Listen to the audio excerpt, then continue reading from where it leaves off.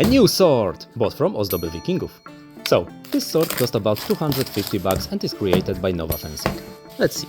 We have some synthetic leather back, quite cute, some stickers, sword guarantee card, and the sword of course. So, this is marketed as a fantasy fencing sword made for practice. But actually, the geometry of this sword is historically accurate.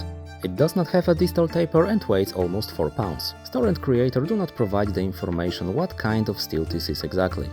It is hardened to about 48 in the Rockwell scale, which is good for fencing practice. The edges are thinner than in a combat sword, which is understandable because this sword was not designed for a combat sparring. Tip is quite pointy, it makes the sword look better, but it's absolutely unusable for sparring. Pommel is riveted to the tank, which makes it extremely durable. And there is a wolf on the logo. The handle is made of hardwood and a very thick leather. That feels like a very high quality. Okay, let's clean the blade fast. The polishing is very simple.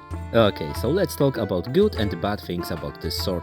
Handle is high quality, we have a wolf on the pommel, it sinks beautiful.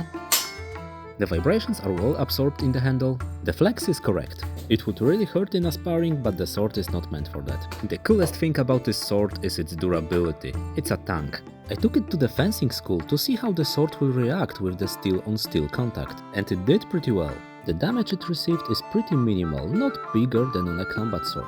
Okay, let's talk about the negatives.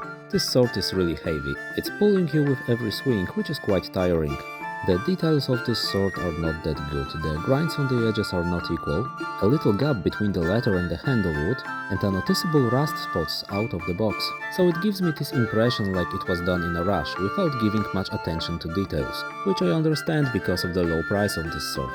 Oh yeah, and it doesn't have a scabbard. So overall that's a good practice sword, but it's not perfect.